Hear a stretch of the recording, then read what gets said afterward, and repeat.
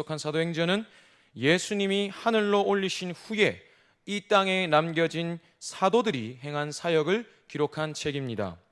그리고 나머지 이후에 계속되는 22권의 서신서들은 그 사도들이 복음을 전하여 세웠던 교회나 또 성도들에게 신앙의 교훈이나 권면을 적어보낸 편지들입니다.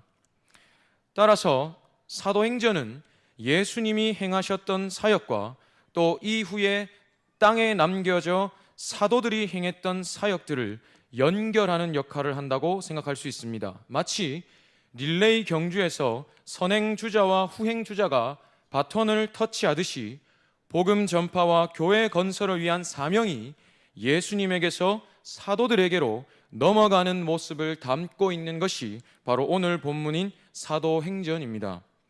그래서 사도행전으로부터 시작되는 사도들의 사역을 이해하기 위해서는 그들을 세우신 예수님의 사역을 기록한 복음서의 내용을 함께 생각해야 합니다.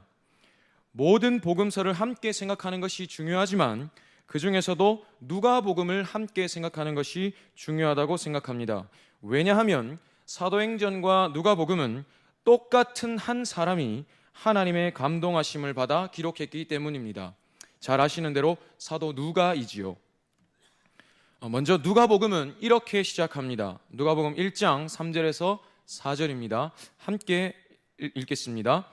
그 모든 일을 근원부터 자세히 미루어 살핀 나도 데오빌로 각하에게 차례대로 써보내는 것이 좋은 줄 알았노니 이는 각하가 알고 있는 바를 더 확실하게 하려 함이로라. 누가복음이 기록된 이때 당시는 로마 제국이 전 유럽을 지배했던 로마 시대였습니다. 누가는 그런 로마 시대에 데오빌로 각하라는 사람을 위해서 누가복음을 썼습니다. 데오빌로라는 이름은 테오필로스, 곧 하나님을 사랑하는 자라는 뜻입니다. 결국 누가는 로마 제국의 지휘 계층, 각하라는 말에서 지휘 계층임을 알 수 있죠. 로마의 지휘 계층이면서 하나님을 믿는 사람이었던 데오빌로라는 사람을 위하여 누가복음을 쓴 것입니다. 또 사도행전은 처음에 이렇게 시작합니다. 사도행전 1장 1절에서 2절 함께 읽겠습니다. 데오빌로여, 내가 먼저 쓴 글에는 무릇 예수께서 행하시며 가르치시기를 시작하심부터 그가 택하신 사도들에게 성령으로 명하시고 승천하신 날까지의 일을 기록하였노라. 데오빌로여, 내가 먼저 쓴 글에는 에서 나타나듯이 누가복음은 먼저 누가복음을 쓴 이후에 똑같이 데오빌로를 위하여 사도행전을 썼습니다. 먼저 쓴 글, 그러니까 누가복음에서는 예수님이 이 땅에서의 사역을 시작하실 때부터 사도들을 택하시고 세우신 후에 하늘로 올리신 순간까지를 기록했다고 말합니다. 그리고 이제 지금부터 계속될 사도행전에서는 그 다음의 일, 그러니까 예수님이 하늘로 올리신 후에 사도들이 행한 일들을 기록해 나갈 것입니다. 이렇게 사도행전은 복음서, 그 중에서도 누가복음의 연장선상에 있습니다. 똑같은 저자가 똑같은 독자를 위하여 썼기 때문에 내용이 연결된다고 볼 수 있겠습니다. 따라서 사도행전의 첫 머리인 오늘 본문 2장에 기록된 오순절 성령이 임하신 사건부터 본격적으로 출발하는 사도행전의 역사를 이해하려면 이 일이 있기 바로 직전에 있었던 일, 그러니까 누가복음의 마지막 부분에 기록된 내용도 함께 생각해야 합니다. 그렇다면 누가복음의 마지막 부분을 한번 보겠습니다. 누가복음 24장 44절에서 47절까지를 함께 읽겠습니다. 또 이르시되 내가 너희와 함께 있을 때에 너희에게 말한 바 곧 모세의 율법과 선지자의 글과 시편에 나를 가리켜 기록된 모든 것이 이루어져야 하리라 한 말이 이것이라 하시고 이에 그들의 마음을 열어 성경을 깨닫게 하시고 또 이르시되 이같이 그리스도가 고난을 받고 제3 또 그의 이름으로 죄 사함을 받게 하는 회개가 예루살렘에서 시작하여 모든 족속에게 전파될 것이 기록되었으니, 이 장면은 십자가에 달려 죽으셨다가 3일 만에 부활하신 예수님께서 제자들 앞에 나타나셔서 하신 일들을 기록한 것입니다. 부활하셔서 제자들 앞에 나타나신 예수님께서 하신 일은 제자들의 마음을 여시고 성경을 깨닫게 하신 것입니다. 이때 예수님이 깨닫게 하셨다는 성경은 오늘 우리 앞에 있는 이 66권의 완성된 성경이 아니라 예수님 이전에 기록되었던 구약 성경입니다. 부활하신 예수님은 제자들에게 나타나셔서 그들의 마음을 여시고 구약 성경의 말씀을 깨닫게 하신 것입니다. 내가 전에 너희와 함께 다닐 때 구약에 나에 대하여 약속한 말씀이 다 이루어질 거라고 말했었지.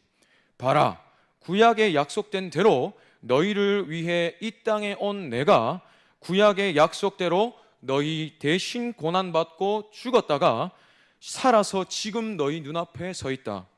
지금 너희 눈앞에 정말로 살아서 서 있는 이 내가 구약의 약속이 다 이루어진다 했던 그 말씀의 증거다. 이것처럼 내가 지금 정말로 살아서 너희 눈앞에 서 있는 이것처럼 내 이름으로 죄사함 받는 회개의 복음이 모든 족속에게 전파될 것이라고 기록된 약속도 반드시 이루어질 것이다. 이 말씀입니다. 이렇게 구약의 약속을 깨닫게 하신 다음에 예수님은 제자들에게 계속해서 말씀하십니다. 24장 48절에서 49절을 함께 읽겠습니다. 너희는 이 모든 일의 증인이라. 볼지어다 내가 내 아버지께서 약속하신 것을 너희에게 보내리니 너희는 위로부터 능력으로 입혀질 때까지 이 성에 머물라 하시니라. 너희는 이 모든 일의 증인이다. 구약의 약속대로 이루어진 일, 또 앞으로 구약의 약속대로 반드시 이루어질 일, 이 모든 일의 증인이다. 이 일을 위해서 내가 아버지께서 약속하신 성령을 너희에게 보낼 것이다. 그 성령이 위로부터 능력으로 임할 때까지 절대로 예루살렘을 떠나지 말고 그곳에서 기다려라. 이 말씀이죠. 부활하셔서 제자들 앞에 나타나신 예수님은 먼저 구약 성경이 말씀하는 약속의 의미를 깨닫게 하시고 그 다음에 제자들을 복음의 사도로 세우시고 성령을 약속하셨습니다. 그 후에 있었던 일은 이것입니다. 계속해서 50절부터 53절을 함께 읽겠습니다. 예수께서 그들을 데리고 베다니 앞까지 나가사 손을 들어 그들에게 축복하시더니 축복하실 때에 그들을 떠나 하늘로 올려지시니 그들이 그에게 경배하고 큰 기쁨으로 예루살렘에 돌아가 늘 성전에서 하나님을 찬송하니라. 예수님은 베다니 앞까지 제자들을 데리고 가셔서 그들에게 축복하신 후에 하늘로 올려지셨습니다. 제자들은 예수님이 하늘로 올려지시는 것을 목격하고 그분께 경배한 후에 크게 기뻐하면서 예루살렘에 돌아가 날마다 성전에서 하나님을 찬양하며 주께서 보내주겠다 약속하신 성령을 기다렸습니다.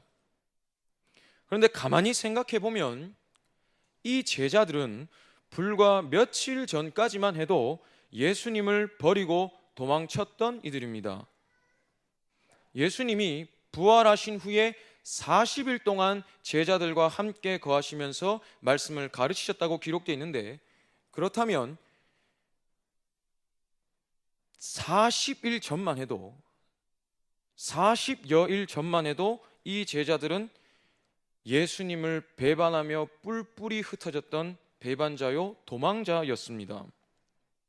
예수님과 수년간 동고동락하면서 그분의 가르침과 또 그분이 행하시는 이적을 직접 보고 또 들었으면서도 예수님이 잡히시고 고난당하시자 그분을 뒤로 하고 뿔뿔이 흩어졌던 배반자요 도망자였습니다. 그랬던 이들이 예수님을 잡아 죽인 자들로 가득한 예루살렘으로 크게 기뻐하며 돌아갔다고 말합니다. 불과 며칠이라는 짧은 시간 사이에 제자들의 모습이 완전히 달라진 이유는 한 가지뿐입니다. 약속의 말씀을 깨달았다는 것. 마음을 열어 약속의 말씀을 깨닫게 해주셨다는 것, 그 한 가지가 달라졌을 뿐입니다. 그런데 제자들의 모습이 완전히 달라졌습니다. 이전에는 단지 율법의 규례로만 다가왔던 구약의 말씀이 또 그저 훌륭한 교훈 정도로만 여겨졌던 예수님의 가르침이 살아있는 약속, 정말로 나에게 주신 실제적인 약속으로 깨달아졌다는 것, 이것이 달라졌을 뿐입니다. 누가복음의 마지막 부분에서 이런 일이 있은 후에 오늘 본문이 속한 사도행전의 첫 머리에서 우리가 너무나 잘 아는 사건이 일어납니다. 오순절 명절을 맞아서 많은 유대인들이 천하 각국에서 예루살렘으로 모입니다. 어느 한 장소에 많은 이들이 모여 있는데 갑자기 급하고 강한 바람 같은 소리가 나더니 불의 혀 같은 것들이 사도들의 머리 위에 임하고 그때부터 사도들이 각종 지역의 방언으로 복음을 외치기 시작합니다. 이 광경을 본 사람들은 크게 놀라기도 하고 또 어떤 사람들은 그런 사도들을 보고 저들이 세술에 취했다고 조롱하기도 합니다. 그런 사람들 앞에서 사도 베드로가 사람들을 향해 이렇게 말합니다. 각지에서 온 유대인들아, 또 예루살렘의 모든 사람들아, 들으라, 똑똑히 들으라. 우리는 대낮부터 술에 취한 것이 아니다. 지금 너희 눈앞에 일어난 이 일, 너희가 보고 있는 이 일은 하나님이 구약에 예언하신 말씀, 말세에 내가 내 영을 모든 육체에 부어주리니 너희의 자녀들은 예언할 것이요 너희의 젊은이들은 환상을 보고 너희의 늙은이들은 꿈을 꾸리라 하셨던 그 구약의 말씀이 이루어진 것이다. 너희가 로마의 손을 빌려 예수를 십자가에 못 박아 죽였지만 하나님이 그를 다시 살리셨다. 그런데 이 모든 것은 우리 조상 다윗이 구약에 이미 예언한 일이다. 다윗은 비록 오래전에 죽었지만 하나님의 감동으로 이 일을 예언했고 그 예언대로 하나님은 너희가 십자가에 못 박은 예수를 다시 살리사 그리스도가 되게 하신 것이다. 우리는 이 모든 일의 증인이다. 우리가 이 모든 것을 보았고 들었다. 우리는 이 보고 들은 일의 증인이다 라고 이야기합니다. 하늘로부터 성령을 능력으로 받은 사도들이 각종 방언으로 외친 복음, 또 그것을 듣고 놀라거나 조롱하는 이들에게 다시 설명한 복음의 내용은 똑같습니다.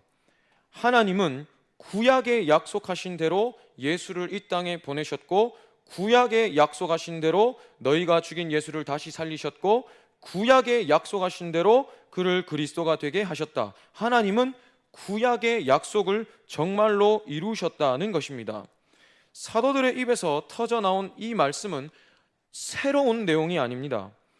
이미 구약이 약속했던 말씀이요 또 부활하신 주님께서 마음을 열어 깨닫게 해주신 내용입니다. 위로부터 능력으로 임하신 성령께서 사도들의 입에서 터져나오게 하신 말씀은 어떤 새로운 말씀이 아니라 주님께서 깨닫게 하셨던 이미 주셨던 약속의 말씀의 반복일 뿐입니다. 여기에서 성령께서 하시는 일을 확인할 수 있습니다. 예수님은 잡히시고 죽임 당하시기 전에 제자들과 함께 이 땅에 계실 때 이렇게 말씀하신 적이 있습니다. 요한복음 14장 25절에서 26절을 함께 읽겠습니다. 내가 아직 너희와 함께 있어서 이 말을 너희에게 하였거니와 보혜사 곧 아버지께서 내 이름으로 보내실 성령 그가 너희에게 모든 것을 가르치고 내가 너희에게 말한 모든 것을 생각나게 하리라. 위로부터 능력으로 임하신 성령은 보혜사, 곧 돕는 자로서 새로운 어떤 것이 아니라 이미 주신 말씀이 생각나게 하시고 그것이 무슨 의미인지를 깨닫게 하는 일을 하십니다. 성령의 능력을 힘입어 사도들이 외치는 복음을 들은 사람들은 눈앞이 아찔해졌습니다. 정말로 그 예수가 하나님이 구약에 약속하신 대로 보내신 그리스도시라면 자기들이 그 존귀하신 분을 십자가에 달려 죽으시게 만들어버린 장본인이 되기 때문입니다. 그래서 사람들은 두려워하며 베드로와 또 나머지 다른 사도들을 향해서 이렇게 말합니다. 본문 37절을 한번 읽겠습니다. 그들이 이 말을 듣고 마음에 찔려 베드로와 다른 사도들에게 물어 이르되 형제들아 우리가 어찌할꼬 하거늘.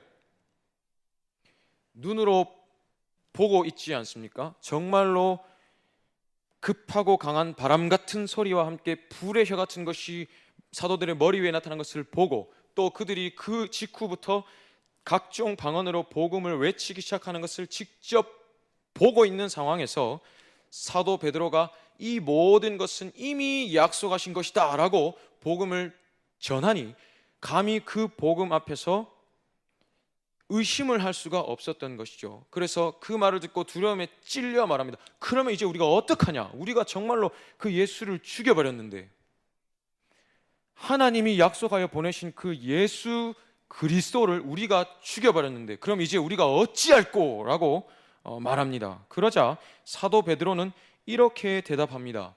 본문 38절에서 39절을 한번 읽겠습니다. 베드로가 이르되 너희가 회개하여 각각 예수 그리스도의 이름으로 세례를 받고 죄 사함을 받으라. 그리하면 성령의 선물을 받으리니 이 약속은 너희와 너희 자녀와 모든 먼데 사람 곧 주 우리 하나님이 얼마든지 부르시는 자들에게 하신 것이라 하고, 회개하라고 이야기합니다. 회개하라.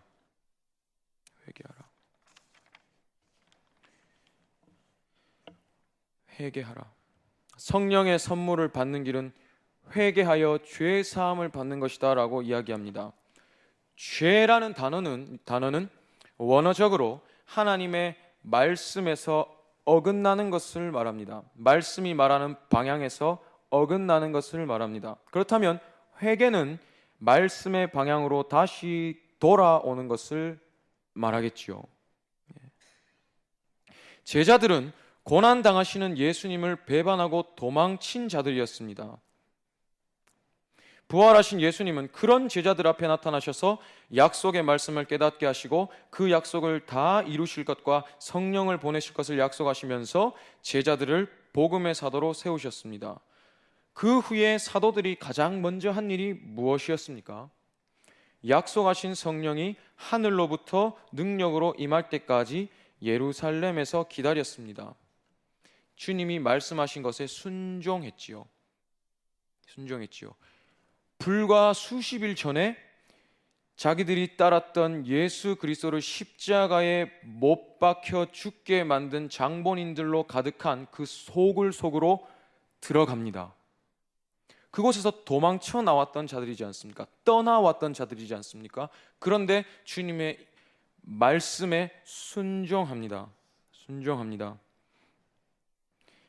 약속의 말씀을 떠났었으나 다시 말씀을 깨달아 돌이켜 순종하여 예루살렘으로 돌아갑니다.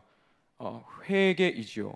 말씀으로부터 떠났다가 돌이켜 말씀을 깨닫고 순종하여 다시 돌아간 것, 회개입니다. 사도들은 말씀으로 돌아가 회개하는 것을 먼저 한 후에 자신들도 오늘 오순절 성령을 받았습니다. 회개하여 말씀으로 순종하는 것을 먼저 한 후에 비로소 약속대로 성령을 선물로 받았습니다. 자기들이 그것을 경험했기 때문에 오늘 사도 베드로가 당당히 이야기할 수 있습니다. 지금 너희 눈앞에 있는 우리도 어쩌면 너희도 잘 알듯이 이 예수 그리스도께서 고난받으실 때 도망쳤던 우리들이다. 그런데 이런 우리가 다시 돌아올 수 있도록 말씀을 깨닫게 하시고 또 우리를 받아주시는 은혜를 우리가 경험했다. 그런 우리에게 성령을 선물로 주셨다. 너희도 우리처럼 회개하고 죄 사함을 받으라. 그리하면 성령의 선물을 받으리라. 이것은 얼마든지 주 이름을 믿는 자, 돌아오는 자에게 주께서 주시는 약속이다. 말씀합니다. 성령의 선물을 받는 길은 회개하여 말씀으로 돌아가는 것입니다. 그렇다면 이런 의문이 들 수도 있습니다.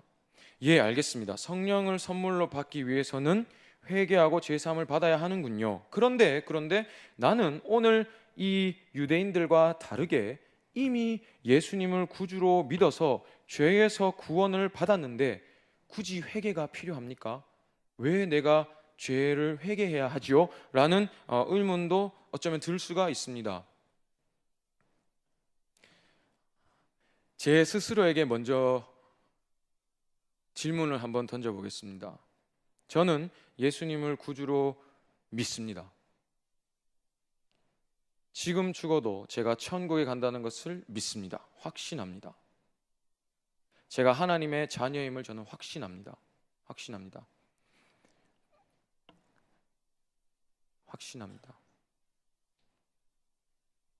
그런데 저는 죄로부터 자유롭지 못합니다.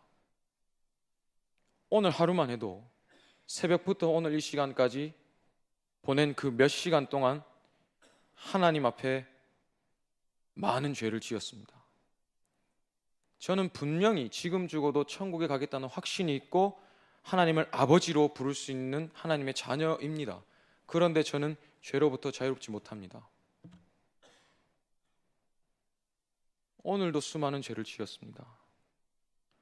이 자리에 있는 우리 모두는 주님을 구주로 고백하기 때문에 오늘 이 예배의 자리에 있습니다. 그런데 우리 모두에게 만약에 하나님이 너 정말로 죄와 아무 상관없는 삶을 사느냐라고 물으신다면 그 물음에 누가 당당하게 답할 수 있을까요?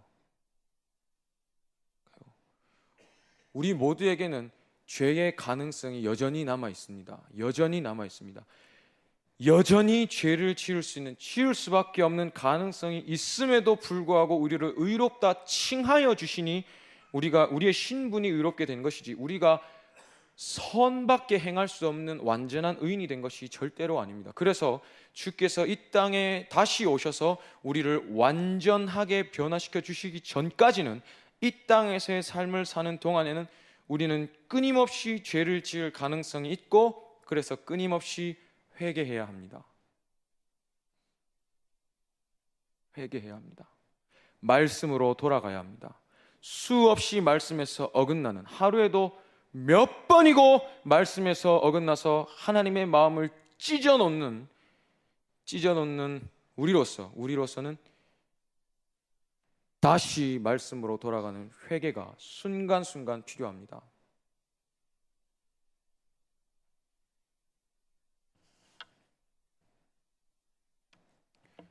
지난날 우리 믿음의 선조들이 놀라운 성령의 충만한 은혜를 경험했던 성령의 역사가 쏟아부어졌던 그 수많은 순간순간을 기억할 때 늘 회개가 있었습니다. 회개가 없는 곳에 성령의 역사가 있지 않았습니다.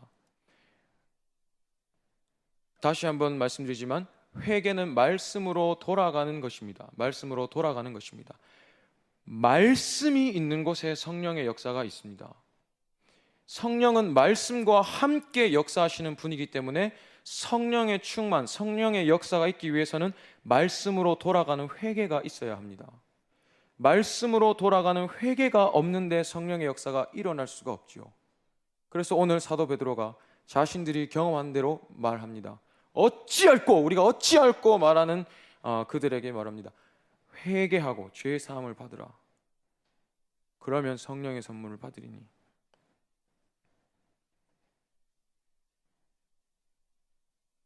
누가복음 3장 7절에서 14절을 한번 읽어보겠습니다.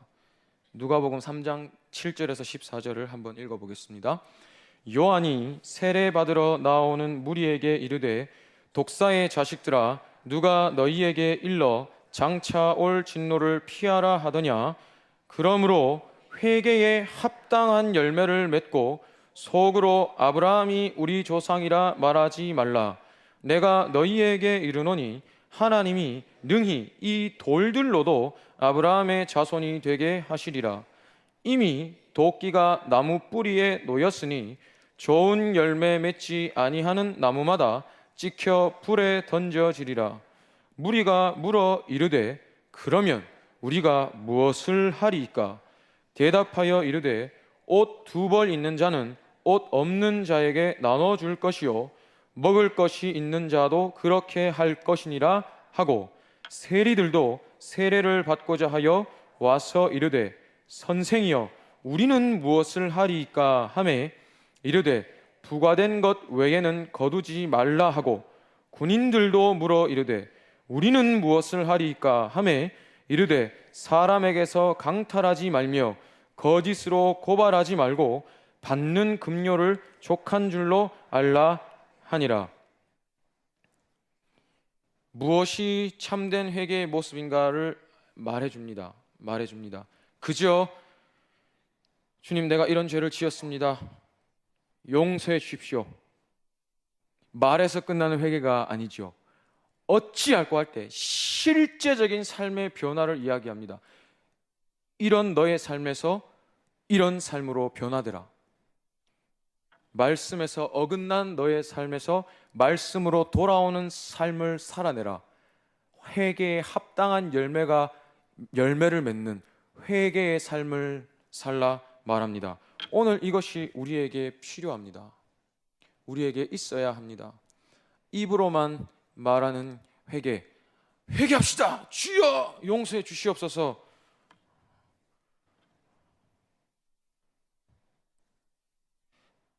하나님은 속지 않으십니다. 제가 저는 모태신앙입니다. 그래서 제가 살아온 인생 자체가 제 신앙생활의 길이입니다. 30년 정도 신앙생활을 해보았습니다. 길다고도 할 수 없겠지만 짧다고도 할 수가 없는 세월입니다. 그런 신앙생활을 한 제 경험을 돌아볼 때 사실 예수 잘 믿는다는 이야기를 듣기는 참 쉽습니다.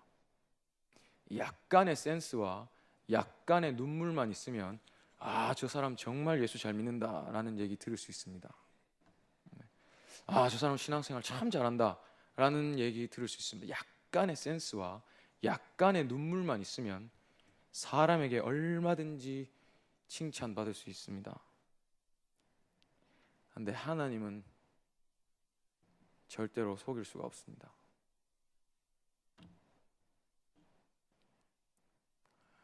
하나님의 불꽃 같은 눈동자 앞에 참된 회개에 합당한 열매가 없는 것은 애초에 회개가 아니겠지요.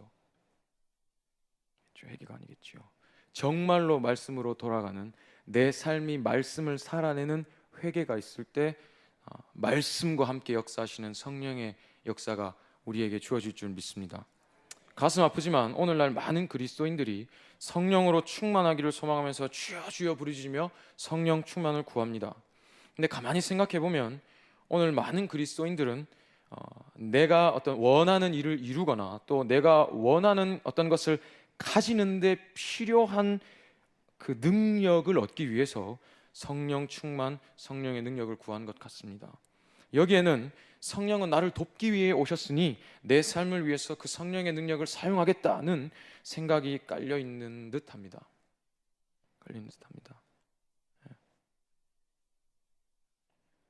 내 것을 위해서 성령을 감히 이용하려는 마음이 담겨 있죠.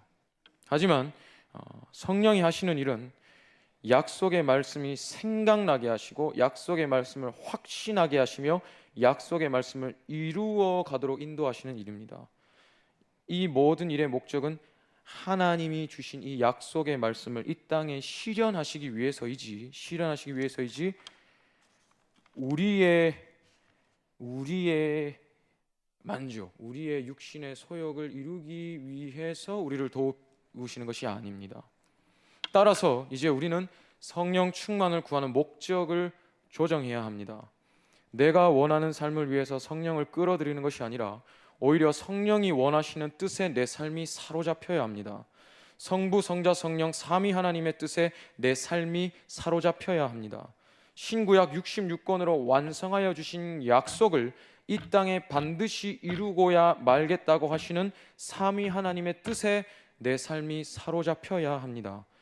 약속하신 대로 이 땅에 오신 독생자 예수 그리스도께서 우리를 위해 죽으시고 다시 사시고 하늘로 올리신 것 같이 약속하신 대로 이 땅에 오신 보혜사 성령은 회개의 복음이 모든 민족에게 전파되게 하실 것이고, 약속하신 대로 예수 그리스도는 심판주로 다시 오사 믿는 자는 영원히 영광에, 믿지 않는 자는 영원히 저주에 거하게 하실 것입니다. 이 모든 일을 반드시 이루고야 말겠다고 하시는 삼위 하나님의 뜻에, 의지에 우리의 삶이 사로잡혀야 합니다. 그럴 때 비로소 이 땅에 오신 성령의 능력이 우리 위에 부어질 줄 믿습니다.